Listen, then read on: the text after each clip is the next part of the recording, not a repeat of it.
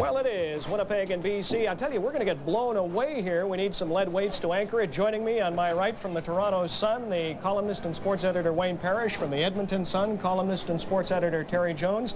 Ernie Affiganis tells me you enjoy covering these Western finals. Well, it's really weird this year. The thing that struck me more than anything else is you have Vancouver and Winnipeg in the game, and yet you go through the Grey Cup city, and it's Edmonton, Calgary, and Regina and Saskatchewan that have brought all the life to this Grey Cup. So in terms of having a Western Grey Cup, it's the cities that are doing it aren't the cities in the game, and that just shocks me. I have to agree with you. It has certainly been the Western cities and their fans, in particular the Alberta cities, that have brought some life to Ottawa. But Wayne Parrish, you had one of the great lines earlier this week when I asked you who you were picking in the game.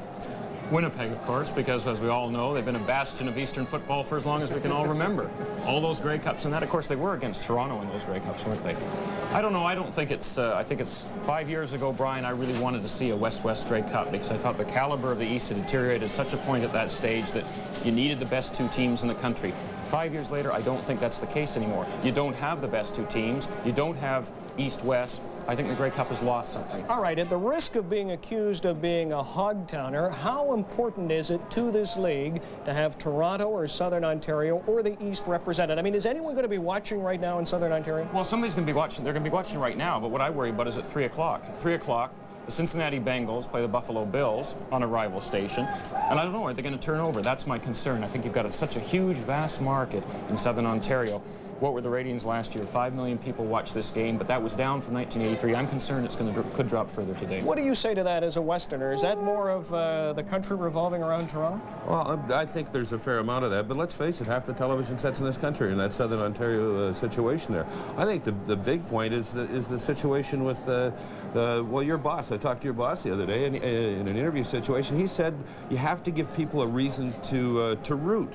And I think this one's going to be okay because it's a novelty. It's like having the 35-year-old women win Miss Grey Cup, but I don't want to see that happen again. All right, what do we do to get back to an East-West, short of bringing Montreal back in the league? Well, I don't think Winnipeg's going to go on a 10-year winning streak or anything like that here. You only have one team. I think one of the other things that's been kind of interesting is you're worrying about who the people in the East cheer for. Who about the people in the West? The guy sitting in Lloydminster, Saskatchewan. I think he's cheering for Winnipeg. All right, the last word is yours, Wayne Parrish. You've lived in Vancouver before. It's, I mean, as I say, I think that we've got to do something. I don't know what it is. Sidney Halter, the old-time commissioner of the league, has not been around in 20 years, but he talked about it last week, and he said, it can't go on. We can't risk this happening again, particularly if Eastern football, if the Argos fade a little bit, Hamilton and Ottawa don't come up, then we have the risk of this situation recurring again and again, and I don't think it's a good one. All right, thank you both for being here this afternoon. Enjoy the All-West final. Terry Jones of the Edmonton Sun, Wayne Parrish from Toronto.